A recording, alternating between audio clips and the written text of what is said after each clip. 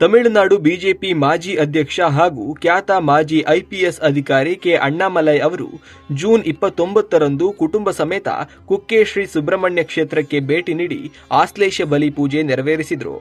ನಂತರ ಶ್ರೀ ಶ್ರೀ ವಿದ್ಯಾಪ್ರಸನ್ನ ತೀರ್ಥ ಶ್ರೀಪಾದರಿಂದ ಆಶೀರ್ವಾದವನ್ನ ಸ್ವೀಕರಿಸಿದರು. ಮಾಧ್ಯಮಗಳೊಂದಿಗೆ ಮಾತನಾಡಿದ ಅವರು, ನಾನು ಹಲವು ವರ್ಷಗಳಿಂದ ಇಲ್ಲಿ ಬರುತ್ತಿದ್ದೇನೆ.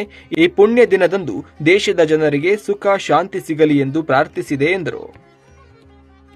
ಐಪಿಎಸ್ಗೆ ರಾಜೀನಾಮೆ ನೀಡಿ ರಾಜಕೀಯ ಪ್ರವೇಶಿಸಿದ ಅಣ್ಣಾಮಲೈ ಸಿಂಗಂ ಐಪಿಎಸ್ ಎಂದೇ ಜನಪ್ರಿಯರಾಗಿದ್ದು ಭ್ರಷ್ಟಾಚಾರ ವಿರೋಧಿ ಧ್ವನಿಯಾಗಿ ಗುರುತಿಸಿಕೊಂಡಿದ್ದಾರೆ.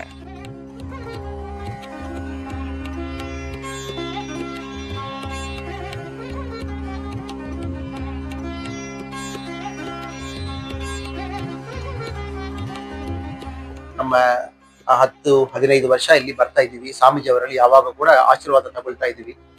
ಇವತ್ತು ಮತ್ತೊಮ್ಮೆ ಇಲ್ಲಿ ಬರಲಿಕ್ಕೆ, ಅದು ಆಶ್ಲೇಷ ನಕ್ಷತ್ರ ಇರುವ ಇವತ್ತು ಬಂದು ಸ್ವಾಮೀಜಿಯವರ ಆಶೀರ್ವಾದ ತಗೊಂಡು ಎಲ್ಲ ಚೆನ್ನಾಗಿರ್ಬೇಕು, ತಮಿಳುನಾಡು ಜನ ಚೆನ್ನಾಗಿರ್ಬೇಕು, ಕರ್ನಾಟಕ ಜನ, ನಮ್ಮ ಭಾರತ ಜನ ಎಲ್ಲ ಚೆನ್ನಾಗಿರ್ಬೇಕು ಅನ್ನೋ ಒಂದು ಪ್ರಾರ್ಥನೆ ಮಾಡಿದ್ದೀವಿ.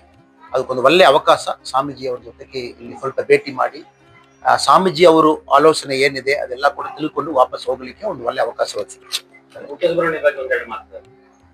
ಪರಶುರಾಮರು ಕ್ಷೇತ್ರ 5,000 ವರ್ಷಕ್ಕೆ ಹೆಚ್ಚು ಇಲ್ಲಿ ಒಂದು ಪಾರಂಪರ್ಯ ಇದೆ.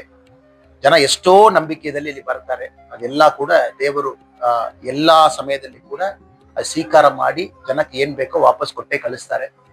ನಾನು ಆಲ್ಮೋಸ್ಟ್ 15 ವರ್ಷ ಈ ಕ್ಷೇತ್ರಕ್ಕೆ ಬರ್ತಾ ಇದ್ದೀನಿ. ಒಂದೊಂದು ಸಾರಿ ಇಲ್ಲಿ ಬರುವಾಗ ಕೂಡ ದೇವರವರಲ್ಲಿ ನಾನು ಬೇಡಿಕೊಳ್ಳುವುದು ಎಲ್ಲರೂ ಚೆನ್ನಾಗಿರ್ಬೇಕು, ಈ ಲೋಕ ಚೆನ್ನಾಗಿರ್ಬೇಕು. ಅದೆಲ್ಲಾ ಸಮಯದಲ್ಲಿ ಕೂಡ ನಮಗೊಂದು ಮನ ನೆಮ್ಮದಿಯಲ್ಲಿ ವಾಪಸ್ ಹೋಗ್ತೀವಿ. ಇವತ್ತು ಕೂಡ ಅದೇ ತರ ಸುಬ್ರಹ್ಮಣ್ಯ ಮಠ 106 ವರ್ಷ ಇತಿಹಾಸ ಇರುವ ಒಂದು ಸಂಸ್ಥೆ ಇದು. ಒಳ್ಳೆ ಆಡಳಿತ ಆಗುವ ಒಂದು ಸಂಸ್ಥೆ ಇದು. ಇವತ್ತು ಸುಬ್ರಹ್ಮಣ್ಯ ಮಠಕ್ಕೂ ಬಂದು ಸ್ವಾಮೀಜಿಗೆ ಭೇಟಿ ಮಾಡಿ ವಾಪಸ್ ಹೋಗ್ತಾ ಇದ್ದೀವಿ.